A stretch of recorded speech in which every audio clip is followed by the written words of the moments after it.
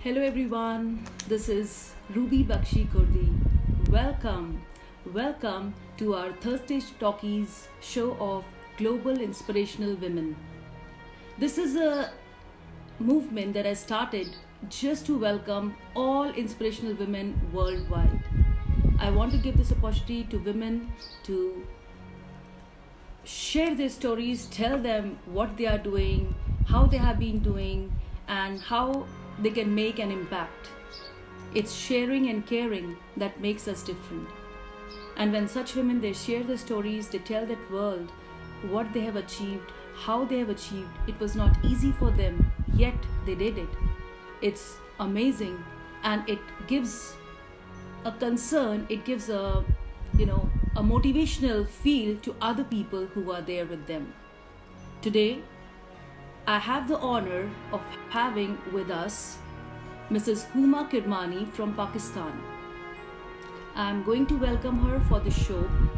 We are waiting for her just in case. Huma ji, if you are there, please log in. We are waiting for you. Please come. So we'll just start the moment Huma ji is there. Huma ji, please come. We are all looking forward to hear your story. Please join in with the icon bar. If you just click on it, you can join in and be with us. We are waiting, Huma ji.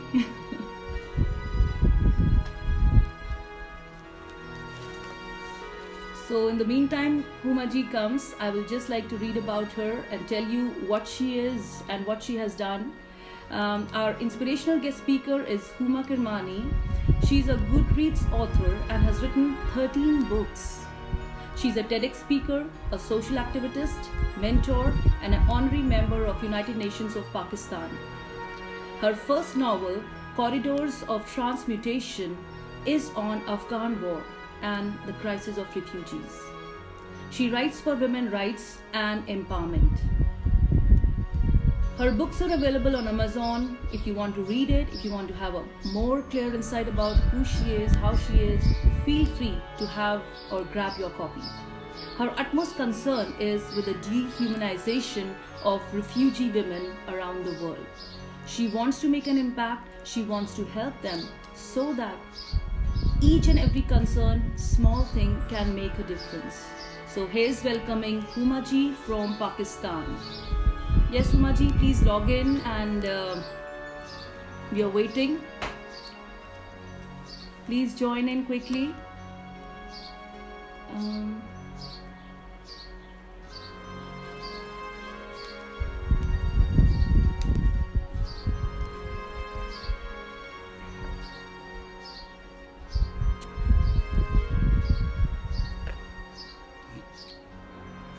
You need to log in with the icon. If you just click on it, you can join and be with us.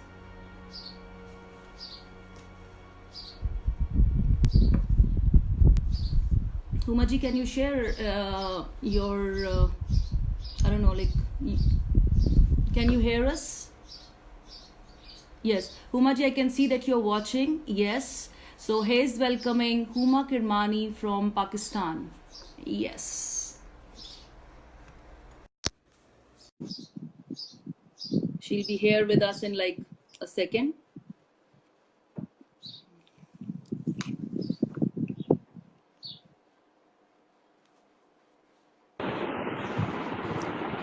Hello, Can you hear Huma me? ji. Yes, we can Hi. hear you very well. Hello, how are you?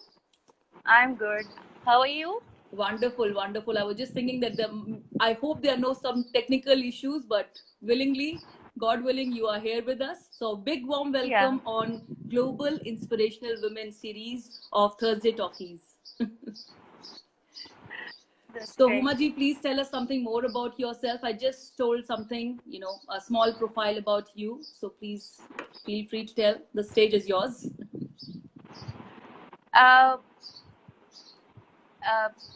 As I'm from Pakistan,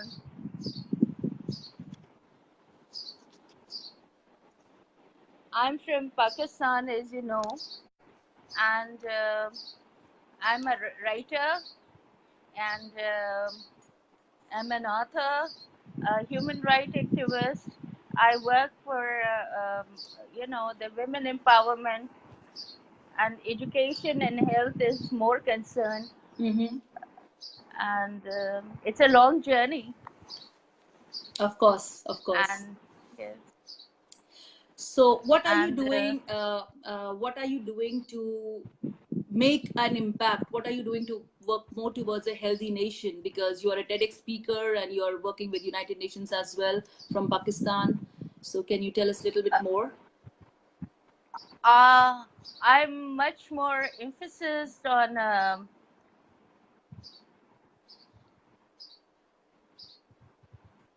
All right.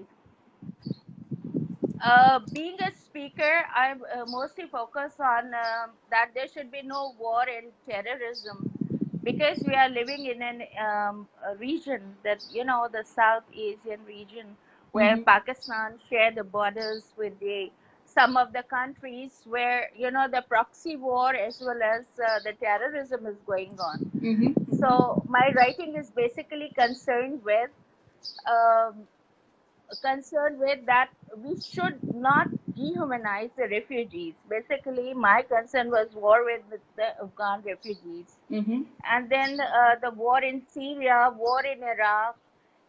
This is what I want, that this planet should be a peaceful planet where, that nobody is restricted to avail the basic rights of human. True, very true. And I want that the borders between Pakistan and India should be dissolved like East Germany and the West Germany, because we are the countries where we need to focus more on health and education. And we had been living for centuries together. Mm-hmm. We share, the values which are executed in both the societies. Um, and I want my women to be more empowered, and they should know their rights. The awareness is very much important. Mm-hmm. This is what I emphasize, because in some of the regions of my country, the Mm-hmm. rituals are so, that they are implemented as to abduct the morality of a woman, isn't it? That Very in true. some of the rural areas, Mm-hmm. women, if they don't find a better matrimonial for themselves, and since the girls say are just being uh, put into the nikah or the marriage Mm-hmm. with the holy book, or with the boys who are much younger than them. Mm-hmm. And that these are the things that I don't want. The one more basic thing is the karokari, that Mm-hmm. is the honor killing. Mm-hmm. Why the women are victimized for the differences which are there between the men, but Mm-hmm. in the end they just kill or chop the head of a woman. Mm-hmm. Very So true. that this is what I impact more, um, more emphasis, more focus on this.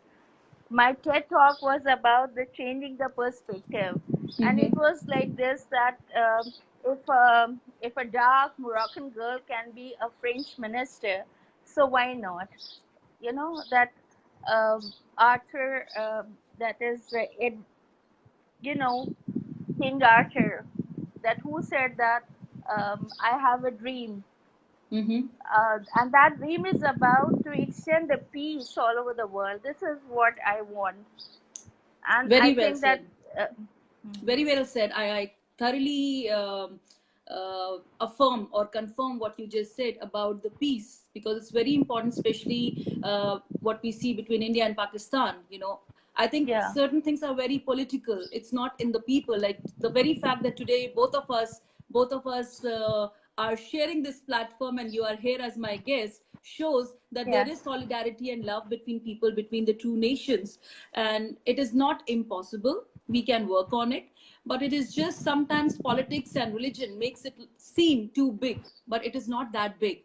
So if people like us, you and me, through our talks, through our beliefs, combine together and bring more like-minded people together, I think we will definitely have peace between the two nations very soon, inshallah. Yeah, inshallah, inshallah. And one thing I would like to mention here, that religion is not the problem, basically the politics, No, you when I know. say religion, it's like how they curb the some of the religious leaders, how they curb the, the Exactly. talks, or it is written here, it is written there. They just curb according to their perspective. So, and then Hmm. with I politics, it agree. takes a completely different shape, and the commoners, they don't know what to follow, so they are misled. Yeah. And that's why whenever you do anything in the name of religion or in the name of politics, some people don't know the people who are a little bit lower, who are not so well read, they're not educated.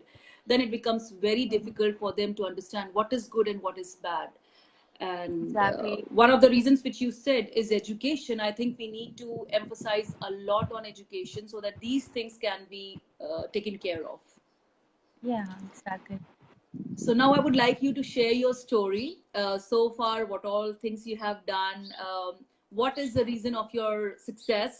I have been reading about you and have been very impressed. I would like you to share your story with our viewers, to the world. Let your story fly so that you can inspire other women. Uh, I was a girl who used to be very quiet, shy, sitting in the corners, and I felt that if I would say something, that would not be welcomed by the Mm-hmm. people. Mm-hmm. But somehow, by the time I realized that I have to speak for my rights, I have to speak for the rights of women. I recall that my first poetry, which was published in a magazine when I was hardly 17 years old, and I was very happy. But my father, he called me and he said that, have you written this poetry by yourself or you copied it from somewhere?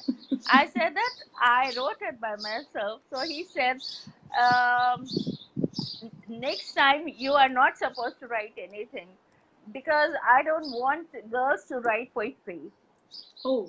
So I was surprised and I just kept quiet. But somehow, that God has chosen you for certain directions, for certain perspectives. Mm-hmm. And somehow, one of my friends, she's working in the American consulate, and she said that there is a contest of novel writing. So, do you like to write? So that was a time, that I said yes.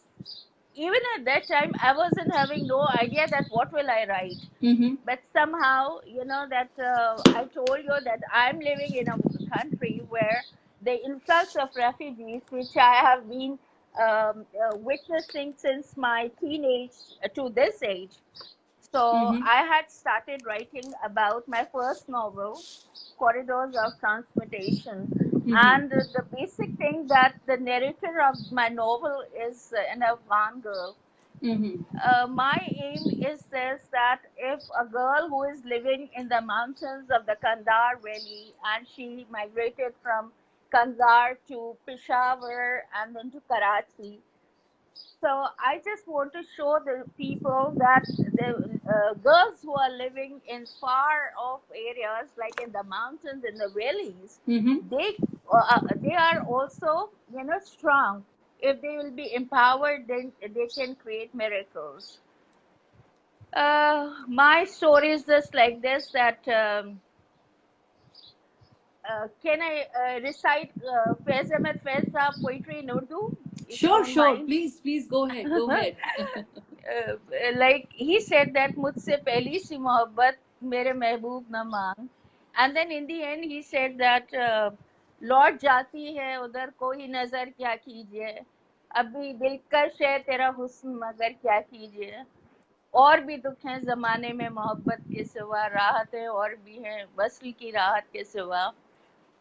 So this is really the gist of my life. Baba, Baba. I had to say Baba. I didn't want to interrupt you. Very beautifully said. Very beautifully said. Yeah. So this is how my story is, that I Mm-hmm. thought that I was a very idealist girl living in my own world Mm-hmm. and fantasized the values, but the time told me that life is not a fantasy. It has got some of the harsh realities as well. Mm-hmm. So it's God has helped me out, because he in the darkness of my depression, in the darkness of my feeling that I'm all alone, Mm-hmm. so God has channelized my potential towards writing, and I Wonderful. started writing. Wonderful. I would like to And know what is the contribution, or what has been, how has your family been supportive? Your husband, your children? Tell us something about that, please. to be honest, my children, they are the good supporters of mine. Wonderful. And my my daughter, she is really very supportive. Mm-hmm. And my children, they are my support. They always help me out, and they said you can do it. Wonderful. Yeah. Very good. Very good. Would you like to tell something about your daughter? Are you the same what your parents were with you, or you have a different perspective towards her? I really, uh, I had many dreams, but I belong to the generation where Mm-hmm. the decisions were basically taken up by the parents. Mm-hmm. My father, I asked him that I wanted to study journalism, but he said no. So Mm-hmm. when God has gifted me a daughter, Mm-hmm. so I just had an idea that what I couldn't do because of the restrictions, I Mm-hmm. would never stop her. So when she was 19 years old, she had so many feathers in her cap that my brother, he once said to me that at the age of 19 years, Mm-hmm. your daughter has got a resume, not a CV. Wow. And she is, mashallah, very active, very talented, and somehow I would say that she is my pride. Whatever I couldn't achieve because of the restrictions of my father, so Mm-hmm. I must say that God has blessed me with all the things that I couldn't do, but she did that at very early age. Very well said. Very well said. You must be really proud of your daughter. Really proud. I Yeah. can see it in your eyes. You're beaming. Yeah, And I'm because sure I your wish, kids, and I'm sure your kids are also proud of you. yeah, very much. Because my son, he had been to Islamabad, and there is a restaurant, Chai Mm-hmm. Khana. Mm-hmm. So he picked up the magazine from the bookshelf in that restaurant, and he found my article in one of the magazines. And he Wonderful. just sent me a message from that restaurant. He said that, Amma, I have never felt so proud of you, but just seeing the magazine in which your article is published, I'm really happy today. So somehow, my youngest son and they are also very happy, and they are very supportive. Very good, very good. I'm really happy that you have such a support of your children who are the future. And if they have a mother like you leading them, inspiring them, so what else can we say? My last Uh, question for you is, how do you think you can help or inspire the women in this group? uh, I think that women should Mm-hmm. believe in themselves, and they should never give up, Mm-hmm. isn't Mm-hmm. it? I Yeah. know that the love and all the appreciation is the first priority of a woman, but Mm-hmm. every woman is not successful. But True. I think that whatever the hurdles or the whatever the harsh realities come in a woman's life, she Mm-hmm. should never give up. She should keep on working hard for herself, Mm-hmm. and they should educate themselves. If they have got daughters, they should empower them, isn't it? Because a mother can be the best mentor for a daughter. Very true. And uh, that whatever the situation is, if a mother will remain composed, that is the power of children. Mm-hmm. And I believe that a woman should educate oneself and be very strong, believe in oneself, trying to empower themselves.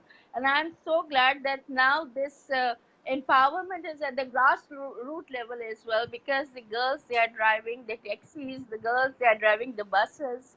Mm-hmm. And there is a woman in our northern area where a woman is driving that truck as well, the heavy truck Wow. as well. Mm-hmm. So Mm-hmm. I think that there is a remote area in Karachi, Liari, where the girls, that mostly the Baloch people, they live there.